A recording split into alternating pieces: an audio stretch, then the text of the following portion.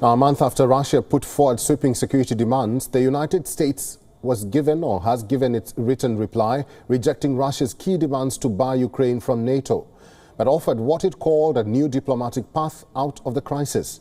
Listen in to U.S. Secretary of State Antony Blinken on Washington's response. Reflects what I said in Kyiv, Berlin, and Geneva last week. We're open to dialogue. We prefer diplomacy. And we're prepared to move forward where there is the possibility of communication and cooperation if Russia de-escalates its aggression toward Ukraine, stops the inflammatory rhetoric, and approaches discussions about the future of security in Europe in a spirit of reciprocity. Our responses were fully coordinated with Ukraine and our European allies and partners, with whom we've been consulting continuously for weeks. We sought their input and incorporated it into the final version delivered to Moscow. Russia had demanded that NATO pull back troops and weapons from Eastern Europe and bar its neighbor Ukraine, a former Soviet state, from ever joining the North Atlantic bloc. Both the US and NATO have rejected that demand but said they are ready to discuss other topics such as arms control and confidence-building measures. Secretary of State Antony Blinken also said that he will once again speak to Russian Foreign Minister Sergei Lavrov in the coming days. In tandem with the US, NATO too delivered its own set of written proposals to Russia. Secretary General Jens Stoltenberg too called for increased dialogue and for respective diplomatic offices to be re-established in Moscow and Brussels in a bid to de-escalate tensions.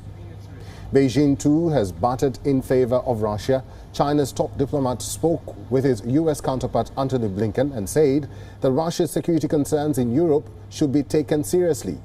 Wang Yi said that all parties should abandon the Cold War mentality and form a balanced European security mechanism. With the US and NATO now making their stance clear, for now the ball is in Russia's court. Will President Vladimir Putin accept Washington's offer?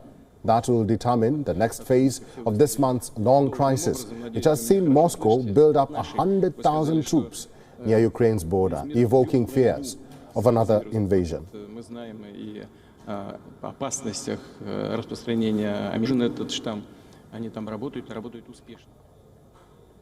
WION correspondent Julia Chapman joins us live from Moscow for more on this. Julia, thank you for your time and welcome. Let's talk about the impact of these demands by Russia, NATO and the US. How is the Kremlin likely to react to the latest, where the US rejected Russia's key demands to bar Ukraine from NATO? The Russian response is unclear. It says that it will go away and consider the written responses put forward by the United States and NATO. Undoubtedly, these responses fall short of what Russia has been demanding. Whether or not Russia is prepared to meet the US and NATO halfway, we don't yet know. That will become clear in the coming days and weeks. Certainly, it isn't exactly what they have been asking for. They say they want these security guarantees to make Moscow feel more secure in the European sphere.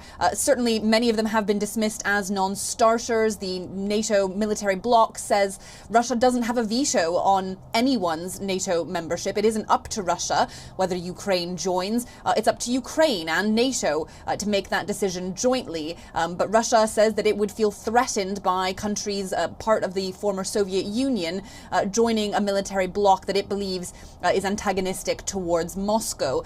There are some areas where there can be compromise, possibly, as you mentioned, that Antony Blinken suggested, for example, trust-building exercises when it comes to military drills, the suggestion being that there could be more transparency on how each side carries out those exercises.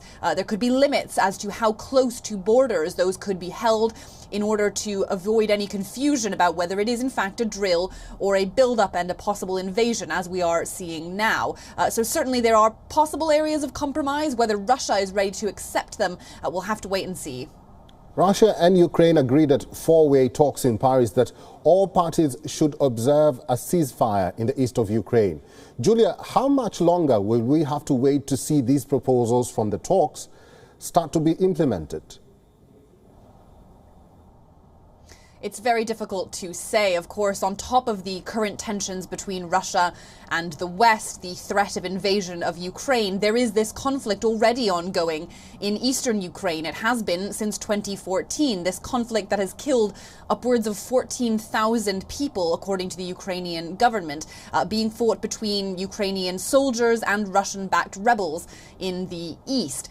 Certainly, the talks yesterday were mostly aimed at trying to find some sort of agreement in eastern Ukraine, the conflict that is already ongoing. But it also feeds into the wider diplomatic process of trying to de-escalate tensions between Russia and the West and prevent any further incursion by Russia into Ukrainian territory. The status of eastern Ukraine is also pivotal to the wider problem, because if Russia sees that its security demands are being met in the eastern Ukrainian sphere, that could help de-escalate tensions more widely and prevent any further incursion by Russia. Russia has been calling on the United States and other Western partners to put pressure on Kiev to come back into implementation with the Minsk agreements, which were signed in 2014 and 2015.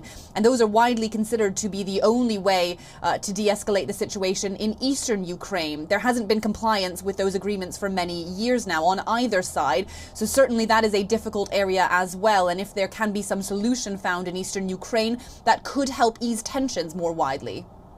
Live from Moscow, Julia Chapman. Thank you.